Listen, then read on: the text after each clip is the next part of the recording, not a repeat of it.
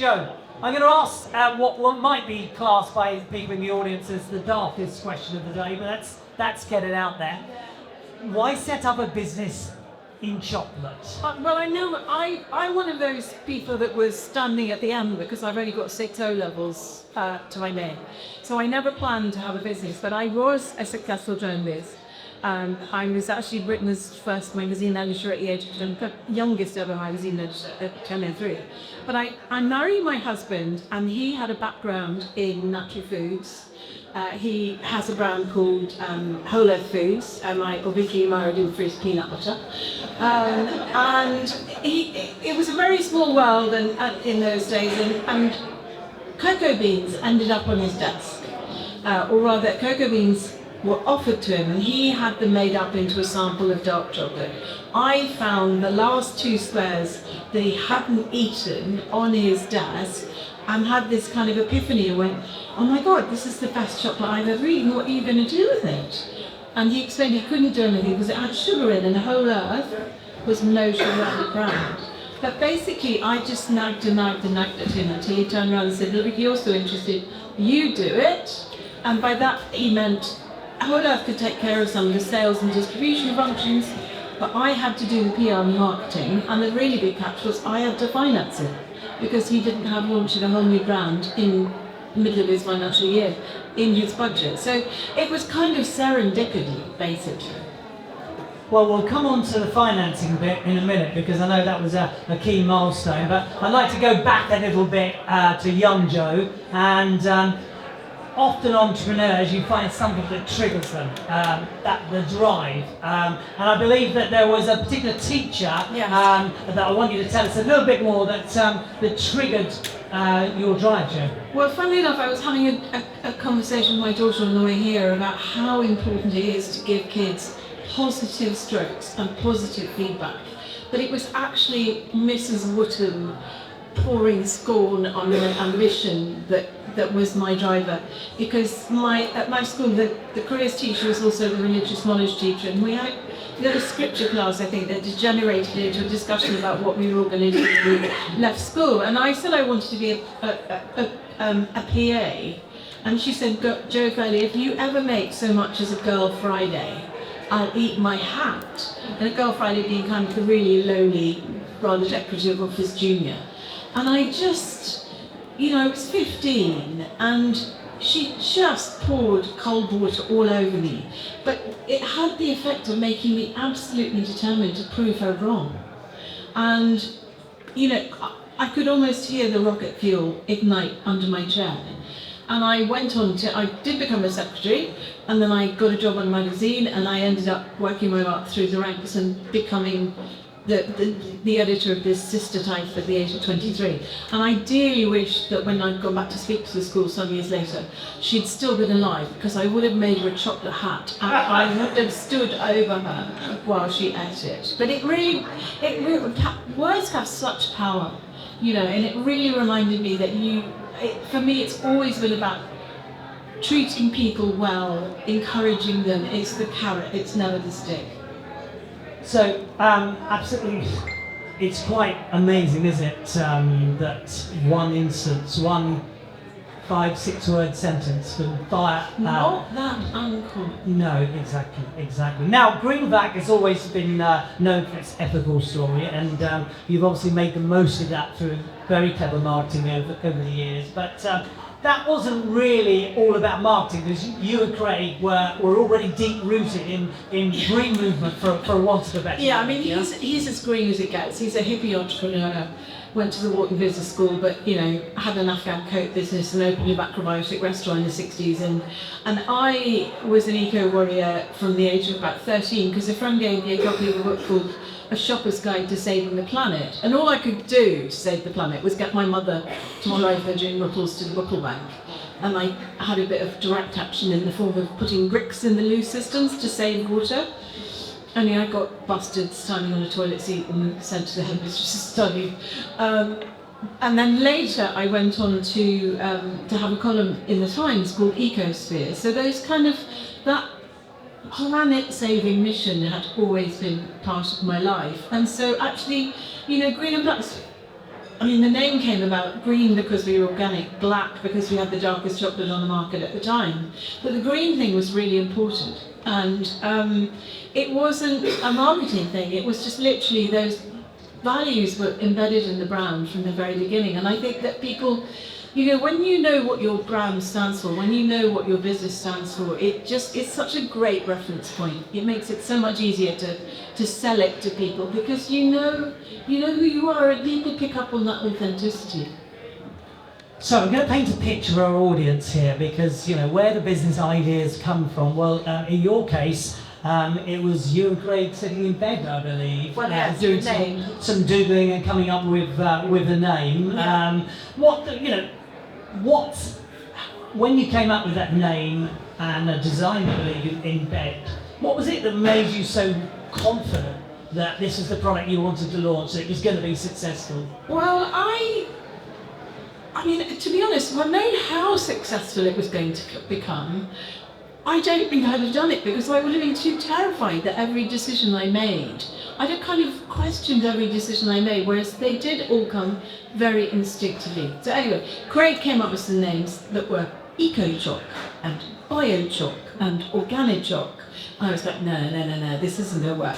So green and blacks was real because there's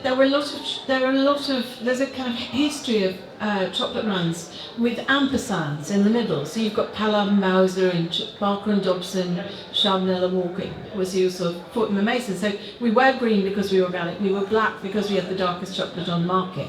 And somehow whacking an ampersand between those two, I got tingles down my spine. I just knew it was a really strong brand name.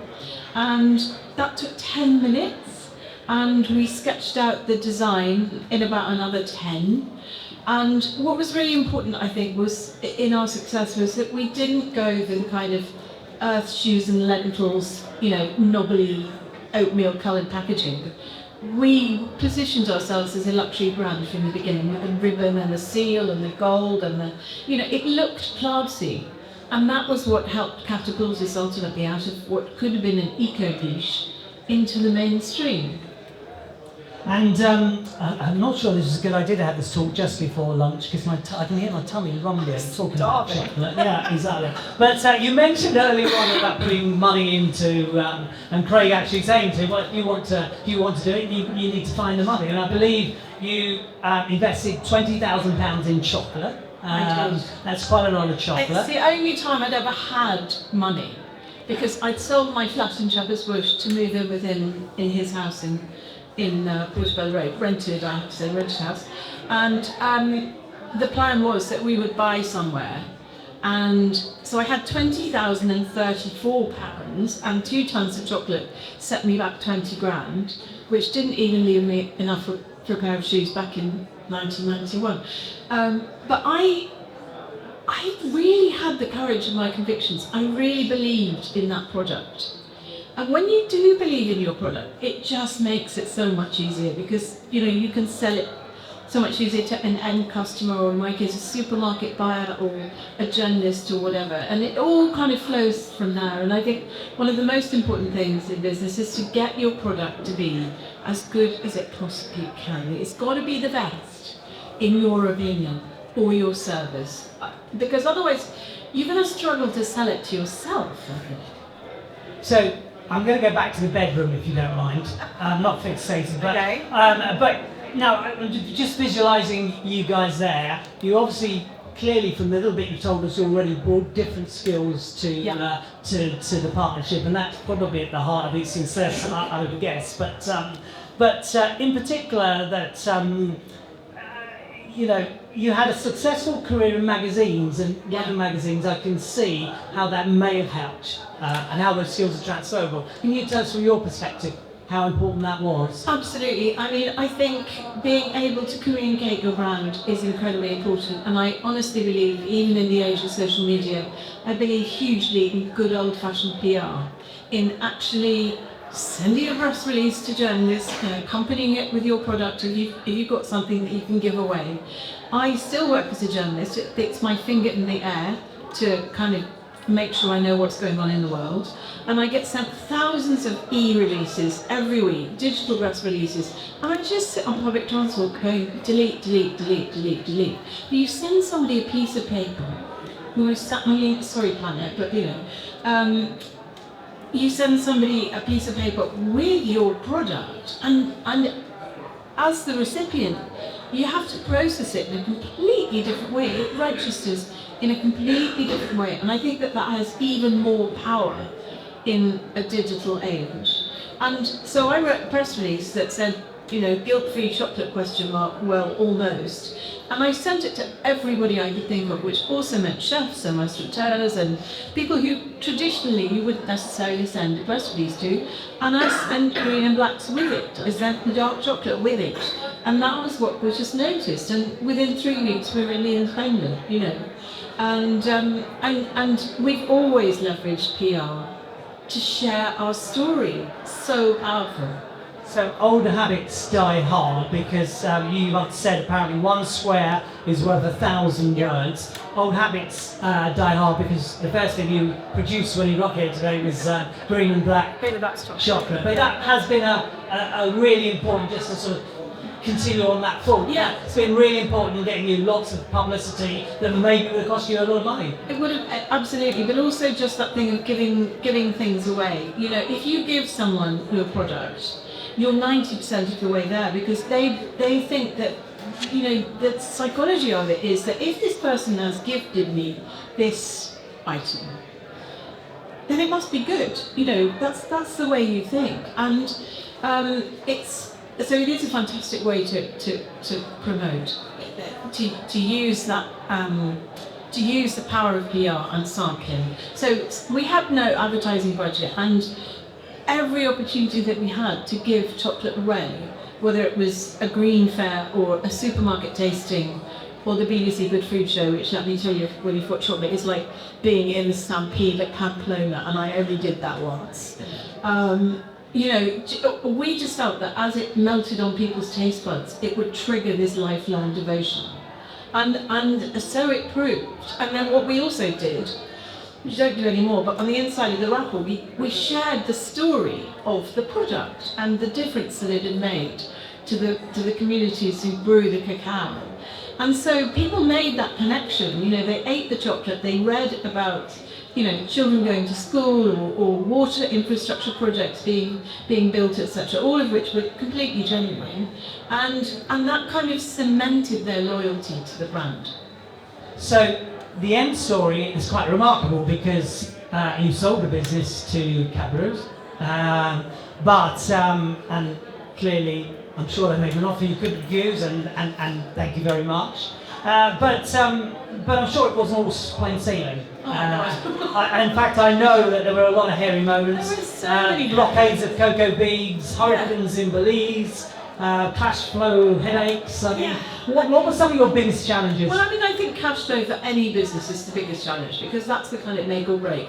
And actually, the journey to Cadbury's, we took private equity investment after 9 years. Because we were growing so fast, it was really hard to finance the business. And there were so many sleepless nights at 2 o'clock in the morning going, so basically when you're selling to supermarkets, they're not paying you for 180 days, but you've got to pay your supplier in 30. So this is really hard to manage. And there were a couple of times when Craig said, well, I would rather have a smaller percentage of something than 100% of nothing, which is what it boiled down to on occasions. And then when we did take that private equity investment, it was incredibly valuable because they didn't just bring money. They didn't just give us money, and they didn't just put money in the company. They brought in the kind of high-level talent that we could only have dreamed of affording. So it was a new marketing director, a new CFO, a new MD, new head of taste, etc. All these jobs that we've been doing ourselves, basically. And we had this amazing, experienced, high-level talent to move it forward. And that was as important as the cash injection. But I am proud to say that after 20 years after selling it to Cadbury's, Greg and I are still involved. We are still chocolate ambassadors. And I think that after the resignation of, was it Ben or was it Jerry, we're probably the longest standing founders who are still involved in their ground. That's the kind of title I like, chocolate ambassador. Yeah, there are worse jobs, they really are. Good, yeah. So let's continue with the story about resilience, because you obviously had your fair share of challenges. In fact, you've been quoted as saying that resilience is the number one quality in business. I think it is. I think it's that ability to weather the storms, because I don't know about anyone else in this room, I know storm businesses, and basically you're standing there with a fire hose most of the day. You know, you're either putting out a small fire or you're putting out a big fire. And then sometimes you get a little clear moment where there's nothing going wrong, but generally you're dealing with problems, you're problem solving.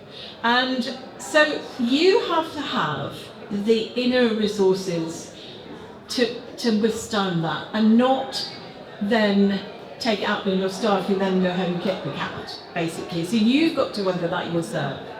And that means investing in your own resilience. And I'm a great believer in, you know, people not feeling guilty about taking an hour to go to a yoga class or going for a walk around the block or spending 10 minutes meditating at their desk. Because if you are running on empty and you're not taking good decisions because you're knackered or stressed or, you know, whatever, you're not doing your business or your employees or your family or your friends any favours at all. So I do 10 minutes every morning with my calm.com app. I walk 10,000 steps a day, even if I have to do it on the dark. And I try to eat as healthily as I can, because I need that. I need that inner strength. Good advice. So, Green and Black was a successful brand. We also, in a large part, put Fairtrade on the map. We were the very first Fairtrade product in the UK. Which got us some help of the type of marketing that I would love to tell anybody they could write into a marketing plan. But basically, it came about for the weirdest of reasons, which was the link between the church and the developing world. So I get this call one day and someone says, do you know there are 20,000 young Methodists taking part in the run of a fair trade? And some of them are running with a bar of your chocolate in one hand and a flaming torch in the other. And I thought it was a practical joke. I had to ring the HQ of the Methodist Church to find out that this had actually been happening. And these runners have been ending up at the nearest supermarket and basically holding up a bar of my chocolate and saying, you need to stock this in your shop. I mean, it was insane. Vicars were doing tastings up and down the country in crypts after church service. And the weirdest one was that the Tesco buyer, who was always my trickiest buyer, he said he wasn't going to stock my world, which is the first Fairtrade product, because his quote was, yeah, but it's just a bunch of Christians, isn't it? And so he turned it down, and then he gave an interview about how he wasn't particularly sold on this concept of fair trade. And the Vicars of Britain took it upon themselves to start ringing the Tesco buyer and telling him he had a moral duty to have it on the shelves of Tesco. And that's literally how we got our Tesco listing. He called me up one day and said, what's this chocolate that all these vicars keep ringing me about? You know, the universe worked in very special ways. Well, you didn't use that in the marketing, the chocolate preferred by my vicars? No, we never had to do that. No, okay. But of course, presumably Cadbury's bought you because you offered something that they didn't have in their portfolio. So I'm guessing that you actually changed Cadbury's as well. We did, and we didn't realise that was what was going to happen. And we were acquired by Cadbury's in 2005, and it's always scary, you know. You just wonder, are they good? I felt like they were good people because they'd done the village in Vaughanville for their workers, and they sort of like to think they invented corporate social responsibility, and they kind of did. But, you think, well, are they going to continue that work? But in fact, they not only, they took it further. And, for example, when Cadbury's was bought by Kraft, there was a dinner for the outgoing CEO, Todd Stitzer, and he turned to Craig and I and said, I want to thank Jo Fairley and Craig Sams for showing Cadbury's the way with fair trade.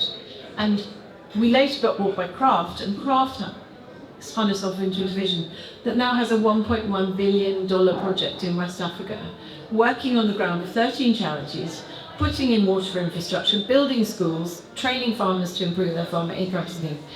And the night before it was launched, the head of Kraft, Paul Creighton, said, "You and Jo need to know that you did this." And so I think it's happening because, you know, we want to get out of bed in the morning and feel like we're doing something more than just working for a company that wants to make money. And I think I read a statistic not long ago that 83% of millennials want to work for an organisation that they feel they can give back on some kind of environmental social basis. And so if you're not embedding strong values in your company, then you're not going to be able to tap into that talent pool. And so it's far from, you know, the business being run by evil men with cats on their laps in glass areas in the Alps, and, you know, it's actually businesses trying to do it better, but sometimes they need to learn from people who weren't scared to do it in the first place. It feels at the moment with some of the press that we're seeing that there's a point where the green agenda right now is being questioned in a way that maybe it hasn't been for a few years. I think it is on a policy level, but I don't think I don't see that happening on a company by company basis, for that reason that people want meaning in their lives and they want to go and work for companies that have strong values. And I think that all of us want to be able to sleep easy at night.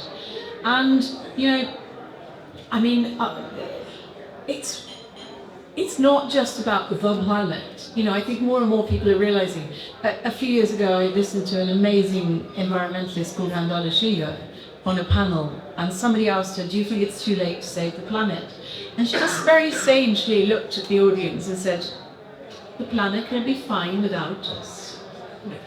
And, you know, people are waking up to that, and I don't think that, you know, whether or not you're being battered by Storm Amy or you're opening the paper to look at, you know, news of a flood or you know, a hurricane somewhere, we know these events are real.